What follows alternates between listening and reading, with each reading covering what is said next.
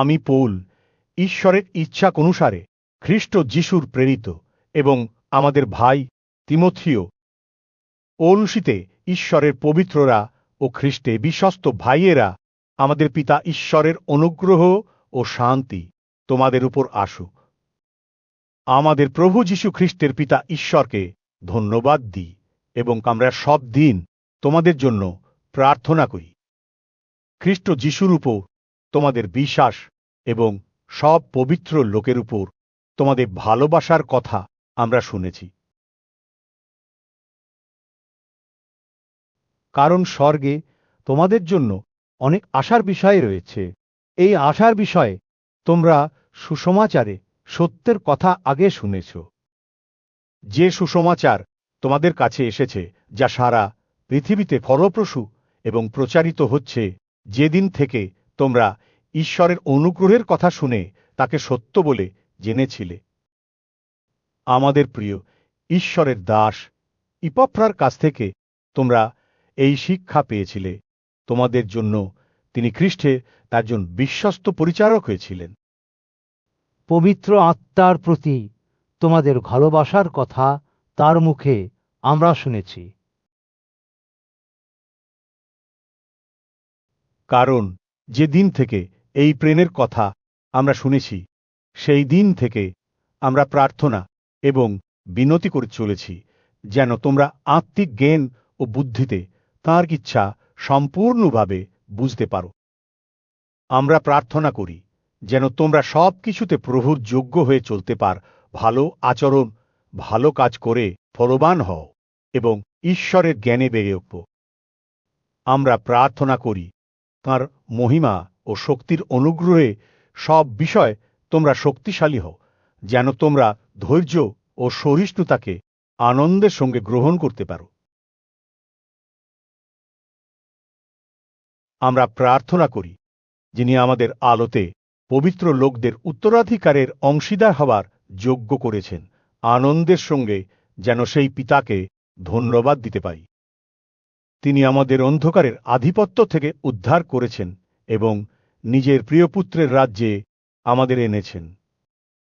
তার পুত্রের মাধ্যমে আমরা মুক্তি পাপের ক্ষমা পেয়েছি। তাঁর পুত্রই অদৃশ্য ঈশ্বরের প্রতিমূর্তি, তিনি সমস্ত সৃষ্টির প্রথমজাত।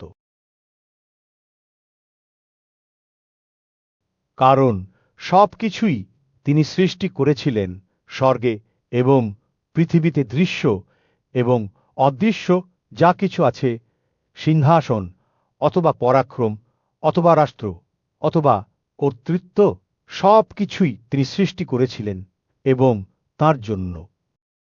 তিনিই সব কিছুর আগে আছেন এবং তাঁর মধ্যে সব কিছুকে একসঙ্গে ধরে রেখেছেন। তিনিই তাঁর দেহের অর্থাৎ মণ্ডলীর মাথা। তিনিই প্রথম মৃতদের মধ্য থেকে জীবিত হয়েছিলেন, সুতরাং তিনিই সবকিছুর মধ্যে প্রথম। কারণ ঈশ্বর ঠিক করেছিলেন যে তাঁর সব পূর্ণতাই যেন খ্রিস্টের মধ্যে থাকে, এবং তিনি নিজে তাঁর পুত্রের মাধ্যমে অনেক কিছুর নিয়র সাধন করেছেন। ঈশ্বর তাঁর পুত্রের ক্রুশের রক্ত দিয়ে শান্তি এনেছিলেন, পৃথিবীর অথবা স্বর্গের সব কিছুকে একসঙ্গে করেন। এবং একদিনের তোমরাও ঈশ্বরের কাছ থেকে দূরে ছিলে এবং তোমাদের বাজে কাজের মাধ্যমে তোমাদের মনে শত্রুতা প্রকাশ পেয়েছে। খ্রিস্টের মৃত্যুর মধ্যে দিয়ে তাঁর দেহের দ্বারা ঈশ্বর নিজের সঙ্গে তোমাদের মিলিত করেছেন, যেন তোমাদের পবিত্র, নিখুঁত ও নির্দোষ করে নিজের সামনে হাজির করেন। খ্রিস্টের বিষয়ে সুখবর থেকে যে নিশ্চিত আশা তোমরা পেয়েছ, সেখান থেকে সরে না গিয়ে তোমাদের বিশ্বাসে স্থির থাকতে হবে এবং সেই সুসমাচার আকাশের নিচে সমস্ত সৃষ্টির মধ্যে প্রচার করা হয়েছে, তোমরা তা শুনেছ। আমি পৌল এই সুসমাচারের প্রচারের দাস হয়েছি। এখন তোমাদের জন্য আমার যে সব কষ্টভোগ হচ্ছে তার জন্য আনন্দ করছি, এবং খ্রিস্টের সঙ্গে কষ্টভোগ যা আমার এখনো বাকি আছে তা খ্রিস্টের দেহের জন্য, সেটা হচ্ছে মণ্ডলী। তোমাদের জন্য ঈশ্বরের যে কাজ আমাকে দেওয়া হয়েছে, সেই জন্য আমি মণ্ডলীর দাস হয়েছি, ঈশ্বরের বাক্য সম্পূর্ণভাবে প্রচার করি। সেই গোপন সত্য যা পূর্বকাল হইতে ও পুরুষে পুরুষে লুকানো ছিল, কিন্তু এখন তা তার পবিত্র লোকেদের কাছে প্রকাশিত হল। অজিহুদীদের মধ্যে সেই গোপন তত্ত্বের গৌরবধ্বনি তা পবিত্র লোকদের জানাতে ঈশ্বরের ইচ্ছা হল তোমাদের মধ্যে খ্রিস্টের মহিমার আস্থা তোমরা পেয়েছ, তাঁকেই আমরা প্রচার করছি। তা আমরা প্রত্যেক মানুষকে সতর্ক করছি এবং প্রত্যেক মানুষকে শিক্ষা দিচ্ছি, যেন প্রত্যেক মানুষকে খ্রিস্টের সব জ্ঞানে জ্ঞানবান করতে পারি।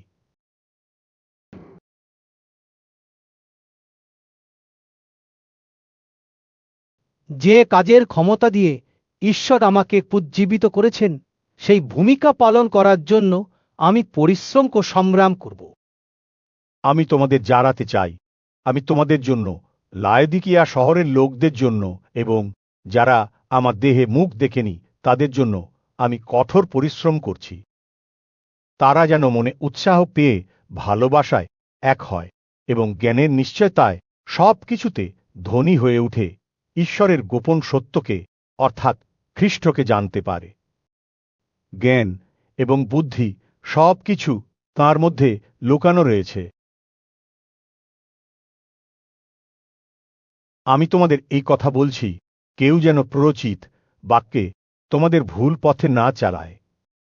এবং যদিও আমি নিজে দেহরূপে তোমাদের সঙ্গে নেই, তবুও আমার আত্মাতে তোমাদের সঙ্গে আছি এবং তোমাদের ভালো আচরণ এবং খ্রিস্টেতে তোমাদের দৃঢ় বিশ্বাস দেখে আমি আনন্দ পাচ্ছি।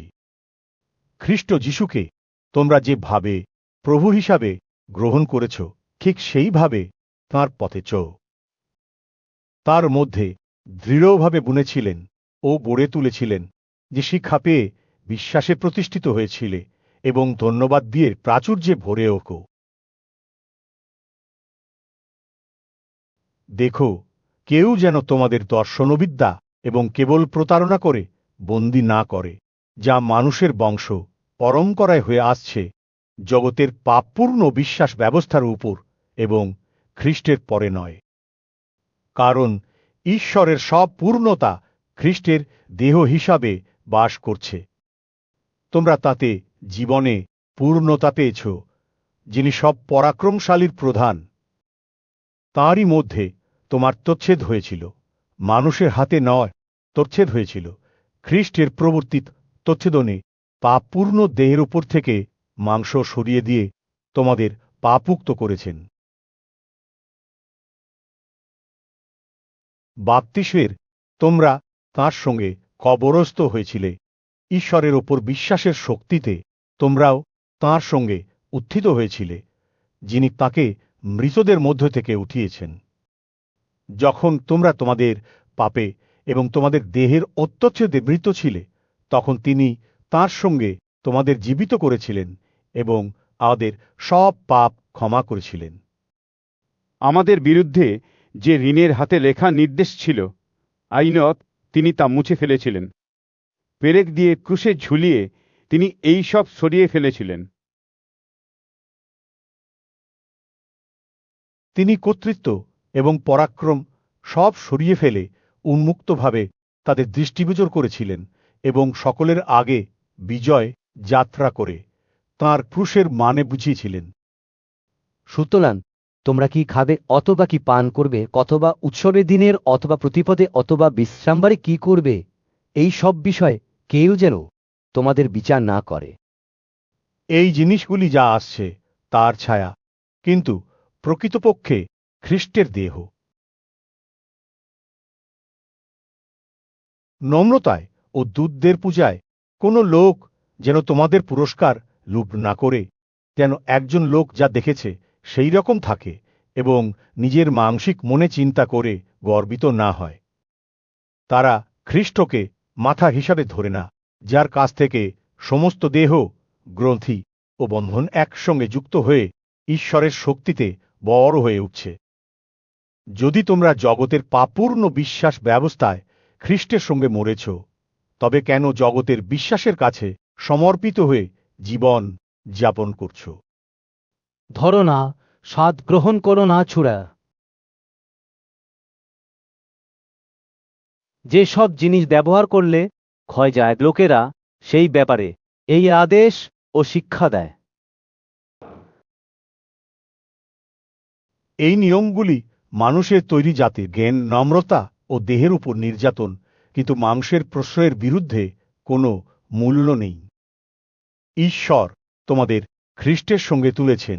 যেখানে খ্রিস্ট ঈশ্বরের ডান পাশে বসে আছেন, সেই স্বর্গীয় জায়গার বিষয় চিন্তা করো। স্বর্গীয় বিষয় ভাব, পৃথিবীর বিষয় ভেব না। তোমরা মারা গেছো এবং ঈশ্বর তোমাদের জীবন খ্রিস্টের সঙ্গে লুকিয়ে রেখেছেন। তোমাদের জীবনে যখন খ্রিস্ট প্রকাশিত হবেন, তখন তোমরাও তাঁর প্রতাপে প্রকাশিত হবে।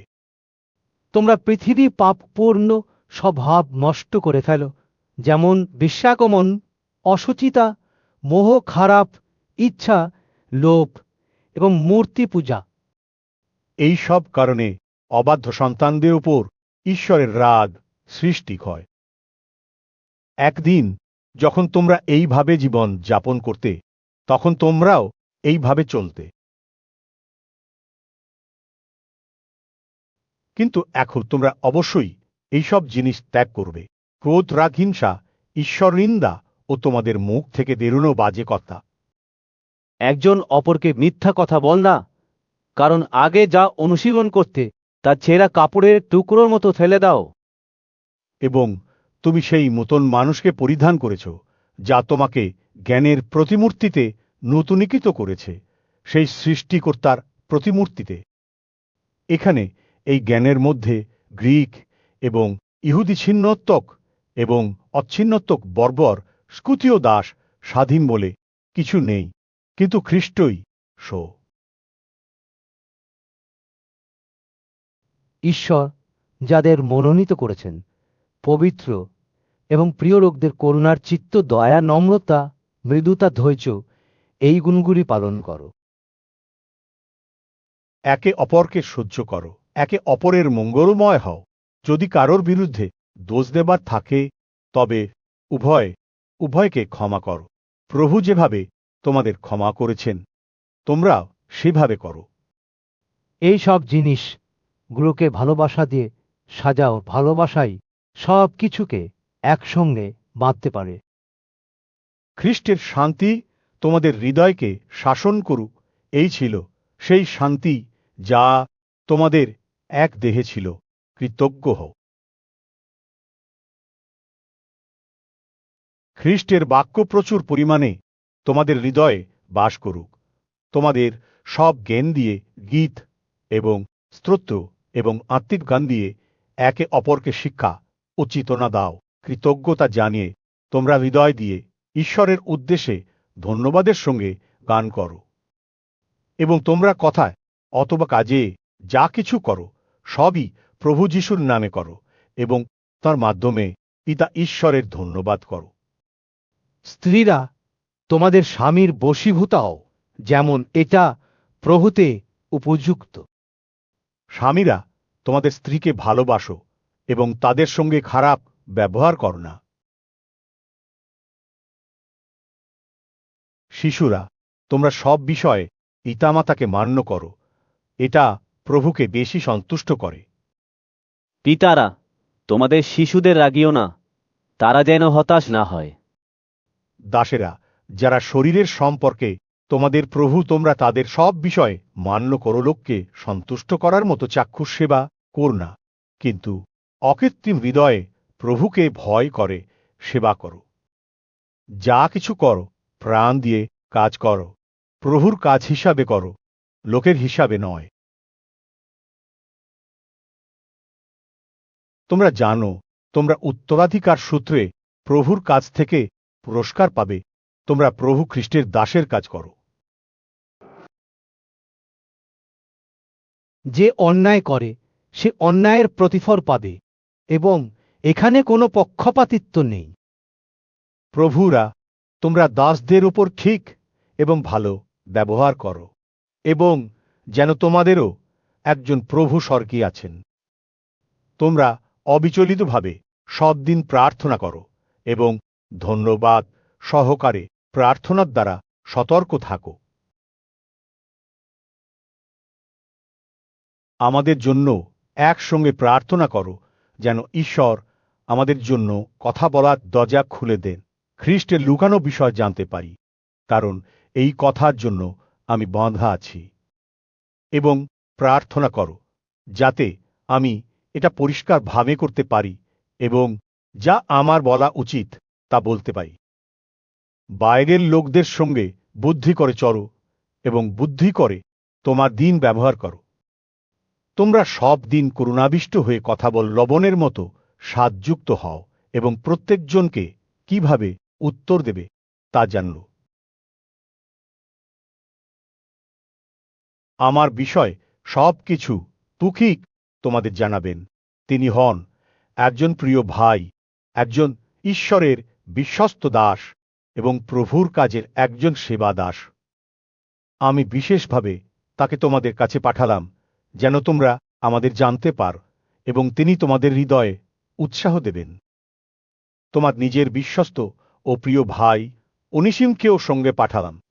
এখানে যা হয়েছে তারা তোমাদের সব খবর জানাবেন। আমার সঙ্গে বন্দী ভাই আরিস্টার্খ এবং বার্নবার আত্মীয় মার্কও শুভেচ্ছা জানাচ্ছে, যার বিষয়ে তোমরা আদেশ পেয়েছ যদি তিনি তোমাদের কাছে আসেন তাকে গ্রহণ করো।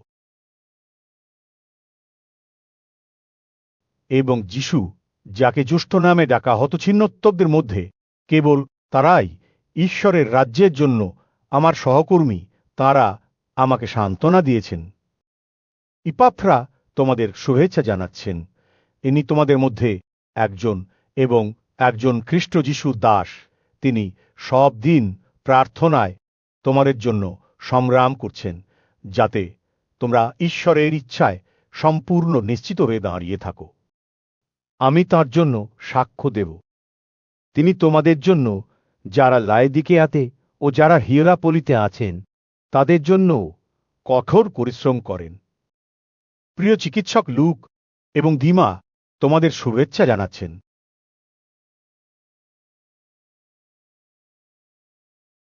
নাইরিকেয়ার ভাইদের শুভেচ্ছা জানাও এবং নুমফাকে এবং তার বাড়ির মণ্ডলীকে শুভেচ্ছা জানাও। যখন এই চিঠি তোমাদের মধ্যে পড়া হয়েছিল, এটা আরও লায়দিকেয়া মণ্ডলীতেও পড়া হয়েছিল, এবং দেখো লায়দিকেয়া থেকে যে চিঠি আসবে তা তোমরা করো।